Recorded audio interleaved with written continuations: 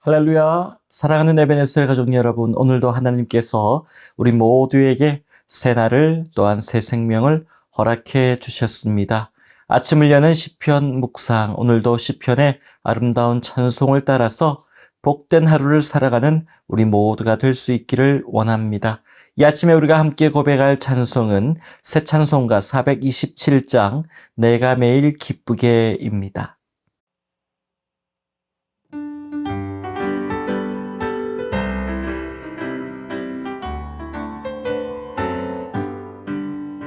내가 매일 기쁘게 술래의 길 행함은 주의 팔이 나를 안보함이요. 내가 주의 큰 복을 받는 참된 비결은 주의 영이 함께함이라. 성령이 계시네, 할렐루야 함께하시네. 좁은 길을 걸으며 밤낮 기뻐하는 것 주의 영이 함께함이라. 전에 죄에 빠져서 평안함이 없을 때 예수 십자가의 공로 힘입어 그 발 아래 엎드려 참된 평화 얻음은 주의 영이 함께함이라. 성령이 계시네, 할렐루야 함께하시네. 좁은 길을 걸으며 밤낮 기뻐하는 것 주의 영이 함께함이라. 나와 동행하시고 모든 염려하시니 나는 숲의 새와 같이 기쁘다. 내가 기쁜 마음으로 주의 뜻을 행함은 주의 영이 함께함이라. 성령이 계시네, 할렐루야 함께하시네. 좁은 길을 걸으며 밤낮 기뻐하는 것 주의 영이 함께함이라.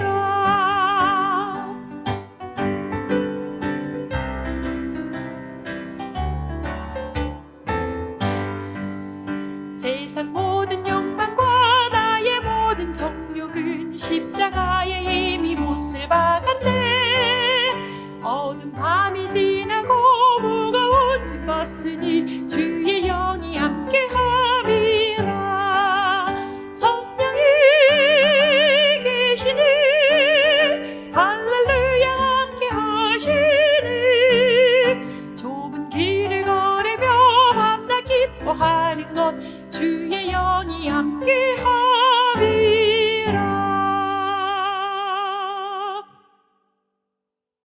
오늘 우리에게 주시는 하나님의 말씀은 시편 131편 1절에서 3절까지의 말씀입니다. 여호와여, 내 마음이 교만하지 아니하고 내 눈이 오만하지 아니하오며 내가 큰 일과 감당하지 못할 놀라운 일을 하려고 힘쓰지 아니하나이다. 실로 내가 내 영혼으로 고요하고 평온하게 하기를 젖된 아이가 그의 어머니 품에 있음 같게 하였나니 내 영혼이 젖된 아이와 같도다. 이스라엘아, 지금부터 영원까지 여호와를 바랄지어다. 아멘. 다윗의 찬송시인 시편 131편은 성전에 올라가는 노래 12번째 찬송입니다. 성 어거스틴은 그리스도인의 최고의 덕을 겸손이라고 말했습니다. 그리고 겸손에 반대되는 교만은 나를 지극히 겸손하다라고 생각하는 모습이라고 말했습니다. 19세기 남아프리카의 성자로 불리는 앤드류 머레이 목사님이 있습니다. 그분이 말씀하시기를 자신이 겸손하다라고 생각하는 순간 그 사람은 이미 그 마음의 겸손함을 잃어버린 것이다 라고 이야기했습니다. 우리가 하나님 앞으로 나아갈 때 하나님은 우리의 마음 중심을 보십니다. 하나님 앞에 설 때 우리가 가져야 될 세 가지 마음이 있다면 저는 그것을 진실함, 간절함, 그리고 겸손함이라고 말씀드리고 싶습니다. 이 세 가지 마음, 진실함, 간절함, 겸손함이 있어야 하나님과 만날 수 있고 하나님과 깊은 교제를 할 수 있는 것입니다. 예수님은 하나님과 하나이시며 또한 하나님의 아들로 이 땅에 오셨습니다. 그러나 로마 황제와 같이 화려한 곳에 높은 위치로 오신 것이 아니라 시골 베들레헴 마국간의 말구유 속에 태어나셨습니다. 예수님은 가장 낮은 곳으로 임하신 분이셨습니다. 그리고 무릎 꿇으시고 제자들의 발을 일일이 하나하나 손수 씻겨 주실 만큼 섬김의 왕 또한 겸손의 왕이셨습니다. 그리고 그 섬김과 겸손의 모습을 제자들에게 너희도 이같이 사람들에게 형제자매들에게 하라고 가르쳐 주셨습니다. 인간의 성품은 자신을 드러내고 싶어 합니다. 그리고 인정받고 싶어 합니다. 그렇게 누군가에게 인정받고 싶어 하는 마음을 무작정 잘못된 것이다, 교만이다, 그렇게 말할 수는 없습니다. 누구나 인정받고 싶어 하고 자신의 존재를 누군가에게 알리고 싶은 마음이 있습니다. 그러나 다른 사람에 대해서는 전혀 인정하지 않고 모든 사람이 자기 자신만 인정하려고 한다면 그것은 교만이 되고 문제가 되는 것이죠. 누가복음 14장 11절 말씀에 무릇 자기를 높이는 자는 낮아지고 자기를 낮추는 자는 높아지리라 예수님께서 제자들에게 말씀하셨습니다. 겸손을 가르치신 겁니다. 여러분, 만약에 그리스도인들이 서로가 서로를 존경하고 존중하고 아끼고 인정하고 섬기고 내가 상대를 높여주는 일을 서로가 한다면 여러분 어떻게 될까요? 아무리 수많은 사람들이 모여 있다 하더라도 그곳에는 계급이 나누어지지 않습니다. 높고 낮음이 존재하지 않습니다. 그 속에는 한 사람도 낮게 여김을 당하지 않고 모두가 높게 여김을 받습니다. 존귀히 여김을 받게 될 겁니다. 여러분, 내가 높아지려고 누구를 낮추고 짓밟고 올라가는 것은 세상의 높고 낮음이지만 교회 안에서 그리스도인들이 하나님의 아들, 딸로서 형제 자매로서 우리가 한 공동체를 이룰 때 그 안에서의 질서는요, 서로가 존중함으로 모두가 존귀해지는 겁니다. 이것은 겸손을 통해 이루어지는 모습입니다. 이렇게 모두가 겸손한 그 길을 따라가면 그 안에는 아름다운 천국이 이루어집니다. 자기를 주장하지 않고 서로를 높여주면 그것이 바로 천국이 되는 것이죠. 다윗은 하나님 앞에서 겸손한 사람이 되기를 원했던 사람입니다. 다윗이 말하는 겸손함은 어떤 모습으로 나타날까요? 오늘 본문의 찬송을 보면 세 가지로 우리가 볼 수 있습니다. 첫째는 겸손은 교만하지 않고 오만하지 않는 겁니다. 본문 1절 앞부분 말씀입니다. 여호와여 내 마음이 교만하지 아니하고 내 눈이 오만하지 아니하오며.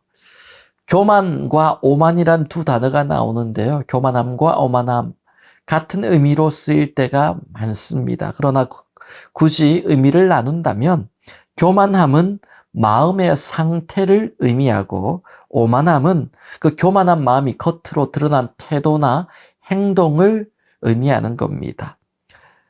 교만함은 잘난 체 하면서 자신을 높이고 상대를 낮추어 보는 마음, 이걸 교만함이라고 이야기합니다. 그래서 오늘 본문 1절 앞부분을 보면 다윗이 내 마음이 교만하지 아니하고 이렇게 마음이 교만하다, 교만하지 않는다 이렇게 표현하고 있죠. 오만함은 태도나 행동이 거만한 것을 말합니다. 그래서 내 눈이 오만하지 아니하오며 오늘 본문 1절 앞부분에 또한 그렇게 다윗이 말하고 있습니다. 여러분, 눈이 오만하다는 게 뭘까요? 그 교만한 마음이 눈을 통해 이렇게 드러나는 겁니다. 우리가 어떤 사람을 만나서 이야기할 때 이 사람이 나를 좀 무시하고 홀대하는 것 같으면, 낮추어 보는 것 같으면 그 사람의 눈빛에서 표시가 납니다. 눈을 아래 위로 훑어보며 나를 대하면 나를 좀 낮게 보고 무시하는 것이 아닌가 이런 마음이 들어서 기분이 나쁠 때도 있죠. 교만한 마음이 눈을 통해 드러나는 경우가 참 많습니다. 다윗은 겸손한 사람이 되기 위해서 이렇게 마음이 교만하지 않고 눈이 오만하지 않기를 힘썼다라고 이야기하고 있습니다. 사람들 앞에서만 이런 마음을 가지려 했던 것이 아닙니다. 하나님 앞에서는 더더욱 교만하지 않으려고, 오만하지 않으려고 엎드려 힘썼습니다. 다윗 왕은 강하고 위대한 이스라엘을 세웠던 왕입니다. 부와 명예, 권세가 모두 다윗의 손에 있었습니다. 그가 원하는 일은 무엇이든지 할 수 있는 위치에 있었습니다. 사람도 많았고 그런 능력과 권세도 있었습니다. 그러나 그는 자신 위에 진정한 왕이신 하나님이 계심을 기억하며 살았습니다. 자신이 이스라엘의 왕이라고 생각지 않고 이스라엘의 진짜 왕은 하나님이심을 늘 잊지 않고 살았던 것이죠. 여러분, 이것이 바로 겸손입니다. 하나님이 아닌 내가 내 인생의 왕이 되고 내가 내 인생의 주인이 되는 것은 교만이고 오만함입니다. 여러분, 우리는 오늘 우리의 삶 가운데 하나님이 진정한 나의 왕, 나의 주인이 되어 있습니까? 아니면 내 인생의 왕이, 주인이 나라고 여기며 살고 있습니까? 하나님은 그저 나를 도와주시는 조력자이시고 도움을 주시는 분이지, 진짜 이 내 인생의 왕은, 주인은 나라고 생각하며 살고 있지는 않습니까? 그것이 바로 교만이고 오만입니다. 힘들고 어려운 일이 있을 때 하나님께 엎드려 기도하지 않고 내 힘으로 할 수 있다 여기고 그렇게 내 힘으로 해결하려고 하는 것, 이것이 바로 그 교만이고 오만함입니다. 매일 하나님 앞에 겸손히 엎드리는 사람, 그것이 바로 겸손한 사람입니다. 두 번째로 겸손은 나의 욕심을 버리는 것이라고 다윗은 이야기합니다. 인간에 대해 연구하는 학자들이 강의를 할 때 이런 이야기들을 많이 합니다. 여러분, 우리 인간에게는 가능성이 무한합니다. 인간의 능력은 무한합니다. 우리가 최선을 다하면 기적 같은 일이 일어납니다. 우리가 노력하면, 정말 간절히 바라고 노력하면 이루지 못할 일이 없습니다. 인간의 한계는 어디까지인지 우리가 알 수 없습니다. 무궁무진합니다. 무한합니다. 그러면 그 얘기를 듣고 사람들이 열광합니다. 너무나도 도전이 되고 멋진 말이지 않습니까? 그 말이 어느 정도는 맞습니다. 그러나 그 가능성과 노력은 인간에게 주어진 능력의 범위 안에서만 이루어지는 것이고 열매 맺는 것임을 알아야 합니다. 사람마다 하나님이 주신 재능과 달란트가 모두 다릅니다. 또한 모든 사람에게 하나님께서 정해놓으신 능력치가 있습니다. 그것을 무시하고 하나님의 권위에 도전하려고 했던 것이 바로 창세기에 나오는 바벨탑 사건이었습니다. 하나님처럼 높아지려고 하는 것, 자기 인간의 능력 밖의 것을 요구하는 것들, 이런 것이 바로 교만이고 오만이었던 것이죠. 여러분, 사람마다 하나님이 주신 재능과 달란트가 다르고 사람마다 하나님이 주신 계획과 목적이 다릅니다. 본문 1절 말씀 뒷부분입니다. 내가 큰 일과 감당하지 못할 놀라운 일을 하려고 힘쓰지 아니하나이다. 다윗의 고백입니다. 다윗이 그렇게 힘있고 능력 있는 왕이었지만, 그러나 큰 일과 또한 내가 감당하지 못할 일들을 내가 이루려고 힘쓰는 사람은 아닙니다. 겸손히 내게 주어진 하나님의 능력과 주신 지혜, 그 안에서 내가 만족하며 감사하며 살기를 원합니다. 이것이 다윗의 겸손이었습니다. 다윗은 인생의 모든 일을 하나님의 계획 안에서 주신 그 능력 안에서 이루려고 했던 겁니다. 무궁무진한 그 나의 능력과 힘을 가지고 갈 때까지 가보자, 이룰 때까지 이루어보자, 그런 인생이 아니었습니다. 그래서 다윗이 할 수 없는 큰 일과 감당할 수 없는 놀라운 일에 욕심을 부리거나 그것을 이루려고 힘쓰는 일을 내가 하지 않았습니다라고 고백하고 있는 것이죠. 어떤 사람은 이렇게 기도합니다. 하나님, 나는 능력이 없습니다. 겸손하죠? 근데 그 다음 기도가 이렇습니다. 하나님은 전능하신 분이지 않습니까? 그러니 나는 못해도 하나님은 할 수 있으니 내가 원하는 이 기도의 제목들을, 인생의 소망을 남들보다 부족하지 않게, 아니 더 많이 이루어 주시고 채워 주옵소서. 어떻게 보면 하나님을 절대적으로 신뢰하는 것 같아 보이지만 사실은 하나님을 통해 자신의 욕심을 채우려는 모습입니다. 여러분, 하나님은 우리에게 꿈과 비전을 주십니다. 그리고 그 일을 감당할 지혜와 능력도 분명히 주십니다. 그러나 하나님의 계획과 그 하나님의 인도하심에 상관없이 내 욕심을 이루기 위해 하나님을 찾고 그 욕심을 이루려고 발버둥 치며 그것을 붙잡고 매달리며 그렇게 애쓰고 힘쓰는 것은 겸손과 거리가 먼 모습입니다. 우리는 하나님이 주시는 큰 꿈을 품어야 할 때도 있지만, 그러나 오늘 우리에게 주신 것들에게 만족하며 감사하며 살 줄 알아야 됩니다. 만족과 감사가 없는 것은 하나님 앞에 겸손이 아닙니다. 다윗이 시편 23편 1절에 고백했듯이 여호와는 나의 목자시니 내게 부족함이 없으리로다. 하나님을 향한 깊은 만족과 감사가 있을 때 이것이 진정한 겸손, 아름다운 겸손의 모습인 것입니다. 마지막으로 겸손함은 하나님을 신뢰하는 모습입니다. 본문 2절 말씀입니다. 실로 내가 내 영혼으로 고요하고 평온하게 하기를 젖된 아이가 그의 어머니 품에 있음 같게 하였나니 내 영혼이 젖된 아이와 같도다. 아멘. 갓난 아기가 어머니의 젖을 빨며 자라게 되죠. 그리고 시간이 흘러 어느 때가 오면 젖을 떼야 될 때가 반드시 찾아옵니다. 평생 젖을 물고 살 수는 없습니다. 젖을 뗄 때 어떤 아이들은 이제 이 어머니가 나를 굶겨 죽이려고 하는가 불안해하면서 젖을 달라고 난리를 칩니다. 자꾸 젖을 달라고 떼를 쓰고 애를 쓰고 울기도 하고 발버둥을 칩니다. 그런데 오늘 본문 2절을 보니까 젖을 뗀 아이가 그렇게 발버둥 치는 것이 아니라 고요하고 평안한 모습으로 어머니 품에 안겨 있다라고 이야기합니다. 여러분, 젖을 떼면 어머니가 그 후에 이 아이에게 밥을 주지 않고 굶길까요? 전혀 그렇지 않습니다. 좋은 음식들을 시간을 맞추어 계속해서 잘 먹이며 돌봅니다. 젖을 뗀 아이가 보채지 않고 평안히 있는 것은 젖을 뗐지만 그러나 어머니께서 계속해서 나에게 영양분을 공급해 주시고 음식을 공급해 주고 나를 계속해서 사랑으로 양육하시고 자라게 하실 것을 알기 때문입니다. 어머니를 무한 신뢰하기 때문에 마음의 평안을 누리며 그렇게 고요하게 안겨 있는 것이죠. 겸손함은 하나님을 신뢰하고 믿고 또한 발버둥 치는 것이 아니라 떼쓰는 것이 아니라 기다리고 인내하고 믿으며 그 품에 평안하게 있는 것입니다.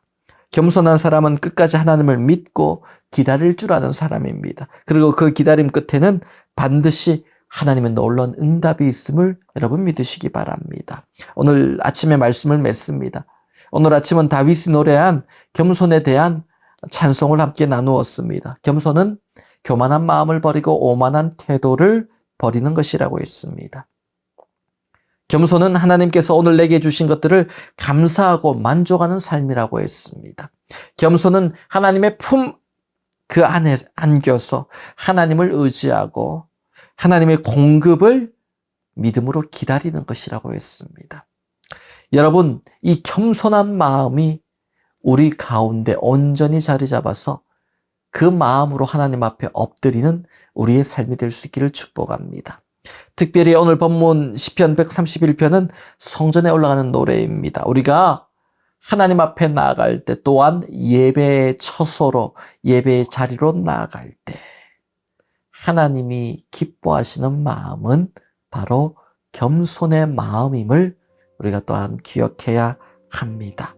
오늘도 겸손의 왕이신 그 예수님을 바라보고 예수님을 따라 걸어가면서 하나님 앞에서 또한 만나는 사람들 앞에서 겸손한 사람으로 서고 겸손한 사람으로 기억되는 아름답고 복된 하루가 될 수 있기를 주님의 이름으로 축원합니다. 다 함께 기도하시겠습니다. 하나님 아버지 감사합니다.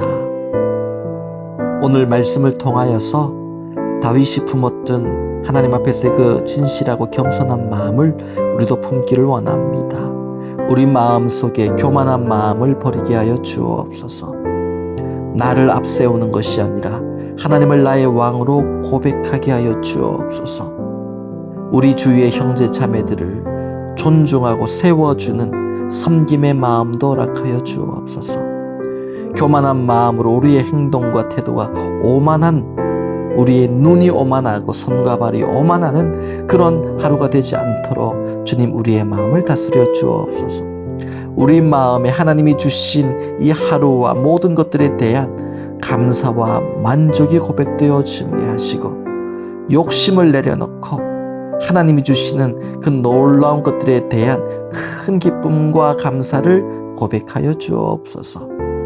힘들고 어렵고 때로는 우리의 생각과 다른 일들이 일어나더라도 젖을땐 아이가 어미의 품에서 고요함과 평안함으로 안겨있듯이 하나님의 품에 안겨서 인내하며 하나님이 주시는 아름다운 은혜의 공급을 누리는 우리 모두가 되게 하여 주옵소서. 그렇게 겸손으로 이루는 아름다운 천국을 세워가는 우리의 가정과 기업과 교회가 되게 하여 주옵소서. 예수님의 이름으로 축복하며 기도하옵나이다. 아멘.